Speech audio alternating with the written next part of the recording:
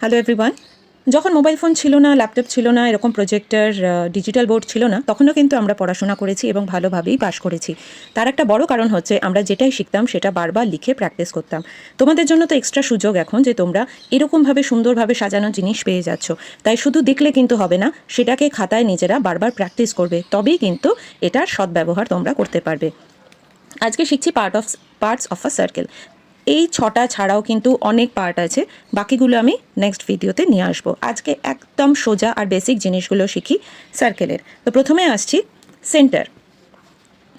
সার্কেলের সেন্টার হচ্ছে যে পয়েন্টটাতে আমরা কম্পাসটা বসিয়ে সার্কেলটা ড্র করব, সেটাই হচ্ছে সেন্টার। তো এবার প্রত্যেকটা সার্কেলের সেন্টারটা আগে ড্র করে নিই। নেক্সট আসছে ডায়ামিটার। ডায়ামিটার হচ্ছে এইটা। An interval that divides a circle in half and passes through the center.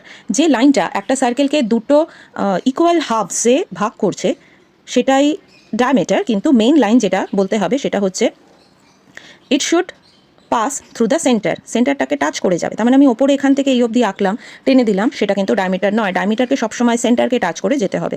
Next আসছে রেডিয়াস। রেডিয়াস হচ্ছে ডায়ামিটারের হাফ। সেন্টার থেকে আউটার সার্কেলটা অবধি যে লাইনটা সেটা হচ্ছে radius. It is half of a diameter. An interval drawn from the center to the circle is called radius. Next আসছে arc. Arc হচ্ছে part of a circle, any part. ধরুন এখান থেকে এতটা। So this portion is arc. Next আসছে chord. Chord হচ্ছে an interval joining two points on the circle. Points on the circle. এখানে একটা পয়েন্ট আঁকলাম, এখানে একটা পয়েন্ট আঁকলাম, এটাকে জয়েন করলাম। তাহলে chord হচ্ছে এইটা, এই লাইনটা, এই পুরো সেক্টরটা নয়, কিন্তু এরিয়াটা নয়, এটা জাস্ট এই লাইনটা হচ্ছে chord. নেক্সট আসছে সেমি সার্কেল। সেমি সার্কেল হচ্ছে একটা সার্কেলের জাস্ট হাফ। এই হাফটা হচ্ছে একটা সেমি সার্কেল, এই হাফটা হচ্ছে আরেকটা semi circle. So half of a circle.